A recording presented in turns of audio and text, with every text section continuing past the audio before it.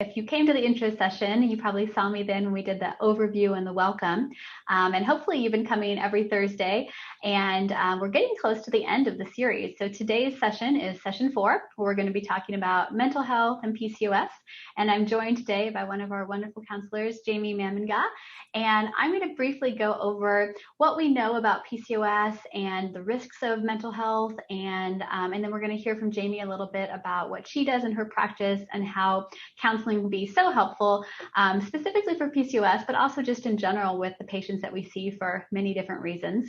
And we do have a short amount of time today. We're going to really be respectful of your time. So it's a short presentation so that we have time for questions.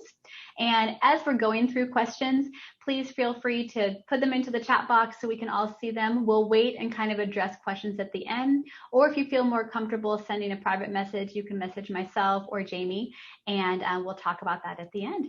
So what we talked about today is mental health. Kind of. It's like another brand, but the same. Oh, we have someone not muted. Hang on, I don't know if any meat. Why is this not working? Here. So if everybody can mute themselves, thank you. So we're going to be talking today about mental health and PCOS, and specifically about anxiety, depression, and disordered eating, and why we see those with the PCOS population and why it's so important when we're trying to address management of PCOS. So we're going to start by talking about anxiety and depression. And what we do find is that both depression and anxiety are more common for those with PCOS, about 3 times more common in the PCOS population than they are in the general population. And we don't know exactly why. It's certainly an emerging area of research. We know that there's probably some combination of hormonal imbalances as well as the symptoms that are often associated with PCOS that can potentially lead to issues with depression and anxiety. But there have been multiple meta-analysis studies that find in general a median prevalence of around 36.6% of depression among the PCOS population and almost 42% of anxiety symptoms in those with PCOS. So those are pretty significant numbers. When we're thinking about over a third of patients who have PCOS are also dealing with some mental health challenges. And we see this relationship even outside of known confounders such as obesity and the stress of infertility. Often, certainly those factors are probably contributing, but it's not the only reason that people are having these stresses. And we do find that studies show generally this risk is the highest in the reproductive years. When they've studied women that are postmenopausal with PCOS, we still see a component, but it's not quite as high as it is in those reproductive years. And it may be because that's the time frame that you are often struggling with some of those fertility challenges. So what we like to do in our PCOS program is really make sure we're screening. We're going to screen everybody for symptoms of anxiety, symptoms of depression, and then we're going to talk about what those results show and really try and make a treatment plan based on the individual's goals. So if you've been coming to our seminars, you know that we've talked a lot about lifestyle change. And that's going to be key for that mental health component too. We really want to think about the importance of food and exercise and sleep and meditation and stress management and how all those things can improve those symptoms. But many people also still can benefit from medications. And we want to talk with people about how that can really be an appropriate therapy. Often combining medications with being able to talk with a counselor. And I know Jamie at the end is going to talk a little bit more about what she does in her practice. But studies have found that most people, even if they go on medications, are going to benefit even more by combining that with some sort of talk therapy. And of course, there are many people that don't want to use medications. And for those people, really being able to talk with a professional can be really helpful. And I think what we want to do in our population is really normalize that and make sure people understand it's a very normal thing to want to talk to somebody about the stress of PCOS and how you're managing it. And that having these consults can help you develop coping tools that you can use in your life. It's not saying you're going to forever see a therapist, that you want to kind of deal with what's going on right now and make a plan so that you can have this sense of support as you go through management with PCOS.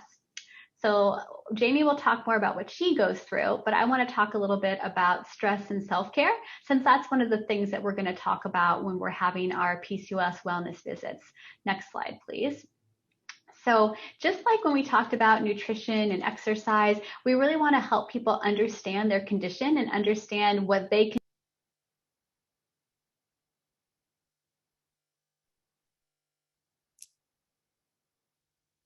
myself. Can you hear me? Yeah. Okay. I hope I'm not saying anything too controversial. So we're going into first why stress is important. And this is something that we have a lot of research on, although it's something that we still don't completely understand. But we know that our stress system is regulated by what's called the HPA axis. That's your hypothalamic pituitary adrenal system. And you have this interplay between the central nervous system and endocrine hormone systems. But at a very, very basic level, when we're under situations of stress, you're going to have the HPA axis create cortisol, which is our main stress hormone. And that's what often you're going to think of when you hear people talk about that fight or flight response.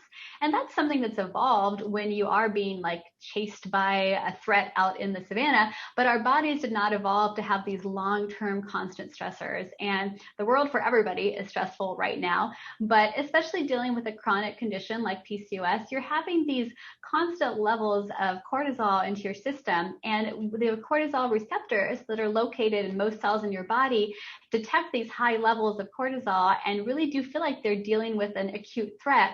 And because of that, they can decrease the function of what's thought of as more of your resting body system, which can include your reproductive system, digestion, immune system, the parts of your cells that are focusing on growth and repair and maintenance, but might not be the most crucial if you were truly in an acute life or death situation.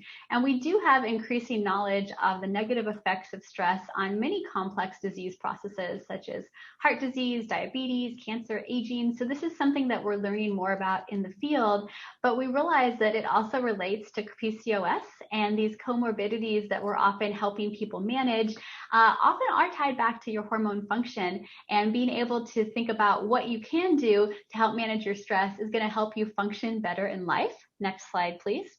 But what that means is that we know infertility is stressful. Next slide. But because infertility is stressful, next slide, it does not mean that stress is what's causing your infertility. We have a lot of time that we spend trying to make sure patients are aware of this. And that's because for many people with PCOS that are also trying to conceive, it is stressful. And if they finally make the decision to open up about what they're going through with friends and family, it can be so painful for people to tell them they need to relax or go on a vacation or imply that the reason they're not conceiving is because they're somehow not managing their stress. That is not the case. We know that infertility is stressful, but that many people under even more stressful situations conceive just fine. And when we talk about managing stress, we're doing that for your overall health and wellness, not because that stress is the reason that you're having difficulty conceiving. Next slide, please. So when we talk about managing stress, what we're really trying to do is help people understand the things that they can do in terms of self-care to build this resilience that's going to help you get through this stressful process. Because the end goal is not just for many of our patients who are attempting fertility, it's not just about getting pregnant. Pregnancy is also going to be full of stresses, as is parenting, as is just general life. I mean, I think there's a much better awareness among everybody with this past year being so stressful that people realize, wait, I really have to take care of myself. I can't just be bogged down by these day-to-day motions. This is the time to make sure I'm living the best life that I can. And so this is kind of an example of some of the things we might talk about with someone. And any of you that are providers, this is something you can use with your patients as well. Really think about all the aspects that go into what we think of as self-care and mental health.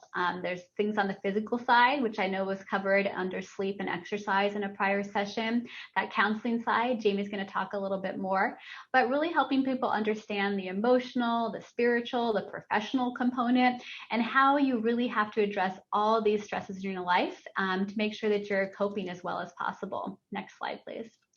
So just like we often talk with people about SMART goals, if they're trying to eat more vegetables or get a little bit more activity, you can do that same sort of goal setting when you're talking about stress and mental health. You kind of sit down and you do a little breakthrough session of, here are all the things that are stressful in my life. Here are the things I have control over. Here are the things I just can't change.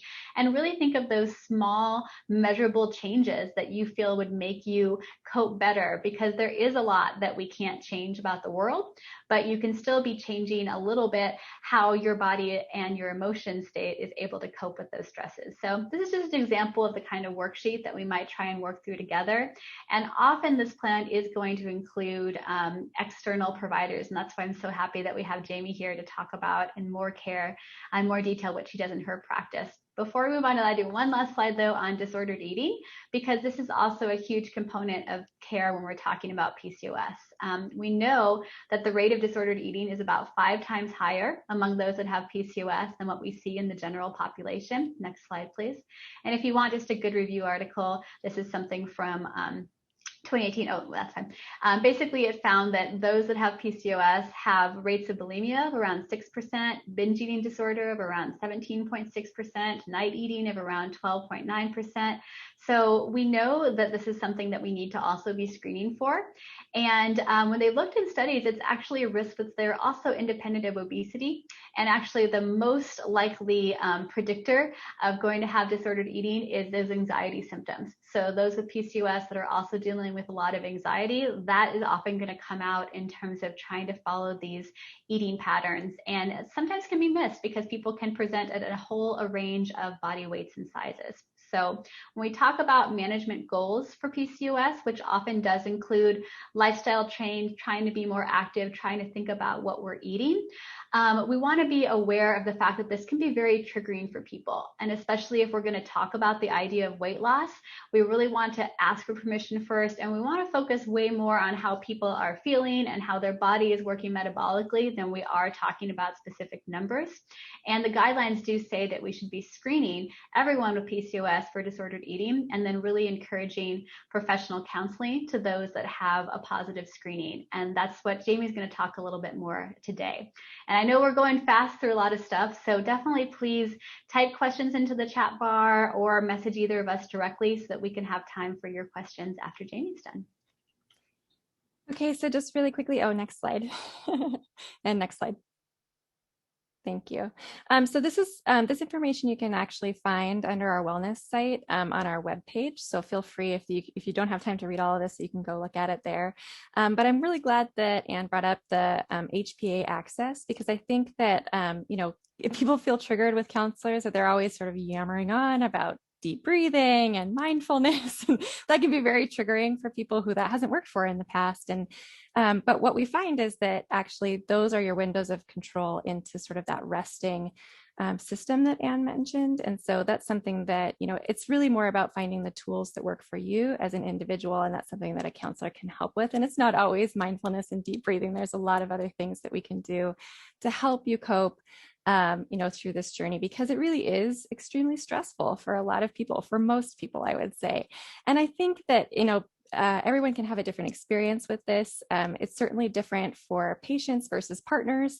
And, so that's something we want to address too. We don't want partners to feel sort of left out in this process, because they have a lot of emotional response to this too. And there can often be sort of a disconnect between the experience of the patient and the experience of the partner. And that can pull in really difficult ways on relationships and on individuals as well, because people aren't feeling heard and understood, and they don't know how to communicate with one another about this challenging life experience. And what I find is that this can tend to sort of be take over your world, and at times, this is the lens, trying to conceive can sort of be the lens that everything gets looked through, right?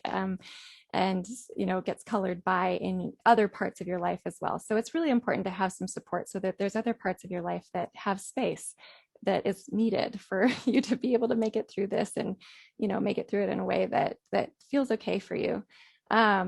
And so, I think one thing that kind of stops people from getting counseling support is, one, I think sometimes people haven't had a good counseling experience in the past. And I really encourage people to make sure that you find a good fit with somebody. If you don't feel like you have a connection, if this person isn't somebody you feel like you can talk to, it's not that counseling isn't working, it's that counseling with this person isn't working. And so I really encourage you to find somebody else that is a better fit for you, because that's really 80% of what makes counseling effective.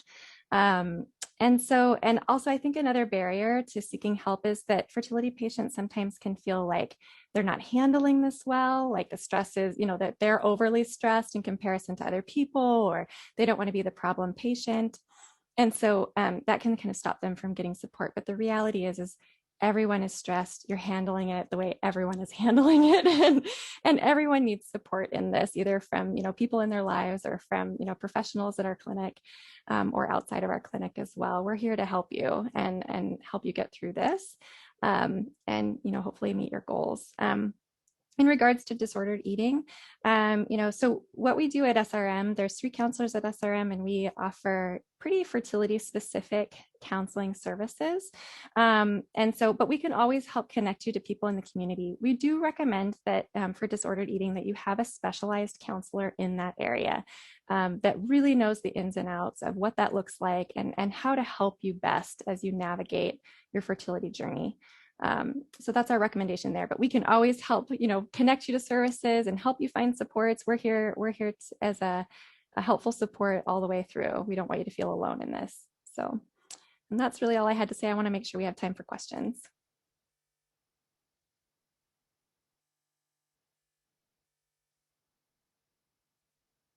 Oh, Anne, I think you're muted again.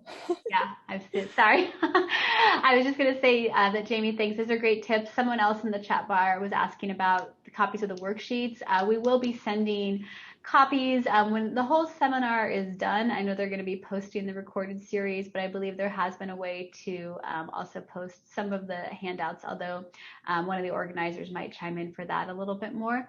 But I just want to let people know there's 1 session left. So if you're interested in talking more about what we do in terms of treatment and fertility, that's what we're going to be addressing next week. And if you're interested in either as yourself as a patient scheduling one of these visits or providers wanting to refer patients, here's the number that you can contact. And we also are going to be sending a survey after the session. So we love to get feedback from this and kind of go from there. We really want to make sure that we have time for your questions. We try to keep the initial part kind of broad and then go more into what you are interested in talking about. So you can send messages to me or to Jamie. I think, Jamie, you can check your chat box as well. Someone else says, are we familiar with online communities or support for PCOS that we would recommend?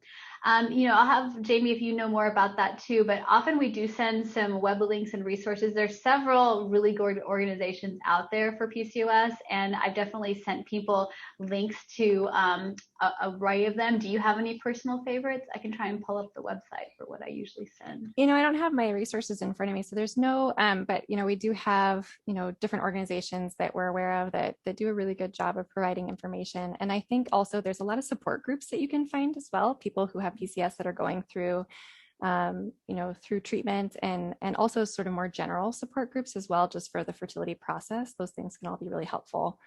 Mm-hmm. Yeah, we can provide that information too. We can help. And then someone else says, can we talk a little bit more about late night eating disorder? What does that mean? I don't know the specifics of it. I was kind of like, wow, that's pretty high, 13%. Do you know anything else, Jamie? Or I think that the late night, that's something that is pretty common, actually. I think, that's often the time that people are alone and, they have some space and time. And this is something that oftentimes people in their lives are not aware is happening for them. And so there is a tendency to sort of engage in those behaviors when others are not around and others are not watching. And so that can be, and they can feel really pulled to do this. And so that can often happen late night. So I'm looking back at some of my other talks in terms of support groups. Usually we're connecting people to, there's a PCOS awareness organization. Often people still, if they're on that fertility side, Resolve support groups can still be really helpful, because I found just both working here for a while and as a past fertility patient myself, it was a lot more helpful than I would have expected being part of a kind of mixed group with Resolve where everybody had different challenges, because sometimes it's useful to realize that going through what you see with PCOS is stressful in a different way than someone whose partner has been diagnosed with severe male factor infertility and they're going straight to IVF, but you can still learn from each other's experiences. And so sometimes it's nice to have if people are dealing with that fertility side of it, more of a general support group, versus if the main concern is dealing with symptoms of PCOS, that's where some of those really PCOS specific groups can be helpful. And if you came to the nutrition seminar, you probably heard about our Food for Fertility program that we also often refer people to. It's not specific for PCOS, but many of the women in that program do have PCOS, and that's part of the reason that they're really wanting to address nutrition and lifestyle. And that's been a really great resource for many of our patients to be able to meet now virtually, but in the past in person, and kind of have that ongoing support and encouragement when it comes to making those lifestyle changes in terms of how we can change our diet and our lifestyle. Mm-hmm. Also, there was a question on here about how are you finding counseling and therapy for patients with PCOS and Medicaid? And it is challenging to find support services. I do want to let you know that everyone at SRM gets a complimentary counseling appointment, and that can be used, for just kind of skill building, decision making, or even to help connect you to other services and just for general support at SRM. But also, another good resource for that is Perinatal Support Washington. So they're kind of like specialized in all things perinatal, and they just recently started a virtual counseling program, and everyone on there is very well trained when it comes to kind of like that perinatal time frame. And so that includes trying to conceive and infertility as well as, and beyond. So that's a good resource. And they have they take a lot of different insurances, and they have a great sliding fee scale and sometimes offer no charge visits. Someone else asked if we know of any support groups that include partners of people with PCOS.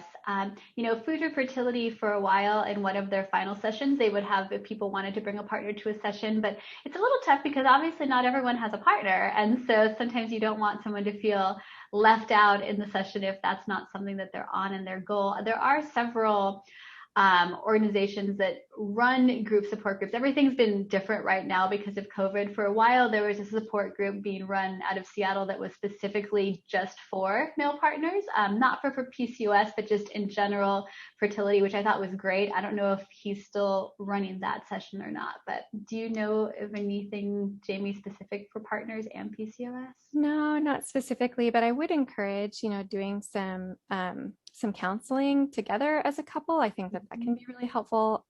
Just, to help, I think, again, partners can often be sort of left out in this process, but they're really emotionally going through things too. And so sometimes even having some counseling to address both sides of what you're going through together and help you learn how to navigate that together in different ways. But yeah, as far as outside resources for both, I'm not sure.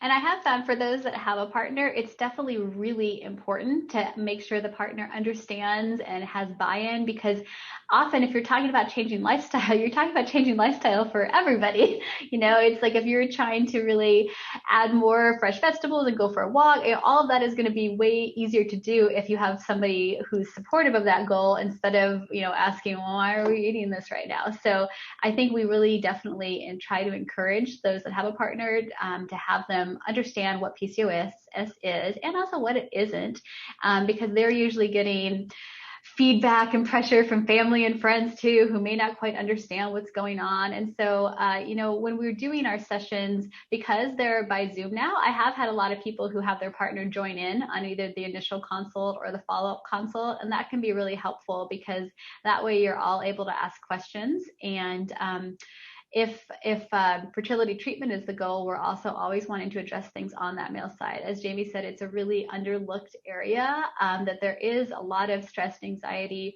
on the partner side as well. And it usually doesn't get the same attention because we're just physically not seeing those people for quite as many visits, but it's a really important thing to address. And especially right now during COVID, when partners can't attend a lot of appointments as well, I think that makes it extra challenging. And then people feel like they're having a very different experience with this. I think also, what the stress is can be very different for partners versus patients. And sometimes, their level of stress can look quite a bit different at different times in their treatment, where it can take, partners a while sometimes to really feel the level of stress that patients might feel sooner. And also, I think it's important to note that, you know, I find that partners are often feeling very stressed by not being able to help and not knowing how to support their partner as they watch their partner sort of go through this very stressful experience and kind of watching them suffer in different ways. And so, and they feel very helpless and powerless in those moments. And so that's sort of like an additional stressor on their end that is often missed. Mm-hmm. Definitely. Yeah, there have been several different studies that show that same sort of like delayed effect. I think probably a lot of that is just society and pressure and expectations, and it's much more common usually for, if you're a female partner, for people to be asking you about fertility goals. It's usually not quite as common on that male side, but it's still present, and often people still feel that stress, and in some ways it can be a little harder because people aren't asking them about it, and so they don't necessarily have that outlet.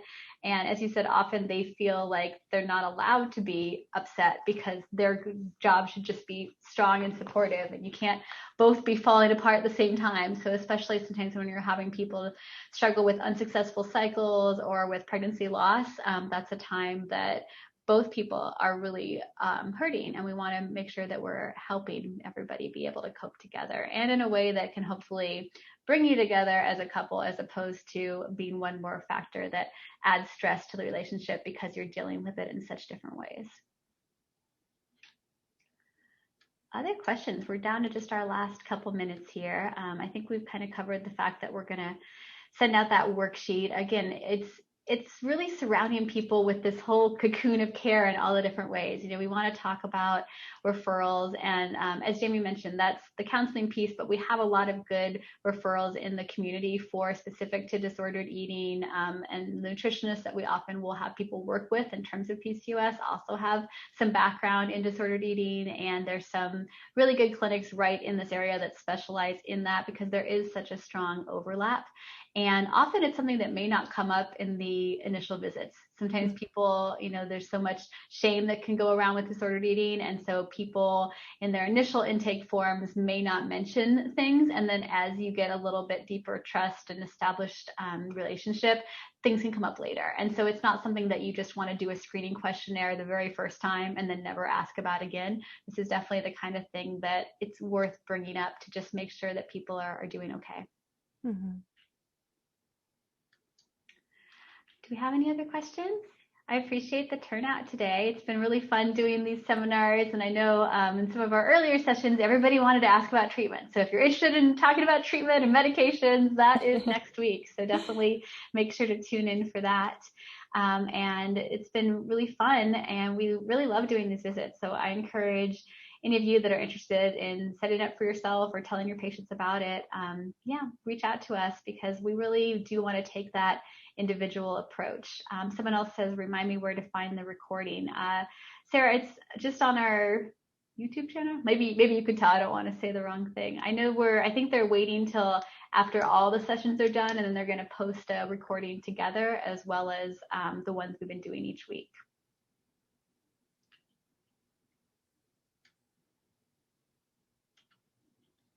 All right. Yes, so they will let everybody know when it comes up. Well, thanks so much for being here today, Jamie, too. I know that it's taking out of your busy practice talking with other people, but it's such an important part of what we do, and we're really lucky to have counselors associated with SRM, because it's probably one of the most important things that we do, really, is recognizing that mental health component is so crucial, and it's important with PCOS as well as with all of our patients. Yeah, and that holistic approach is really important too. I mean, I think just kind of treating everybody as the individual, their individual circumstances, and really trying to support them in so many different ways, as many ways as we can, through this process is really important. Mm-hmm, definitely.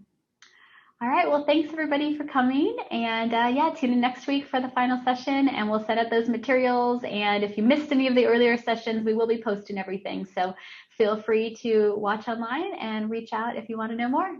Thank you. Thank you.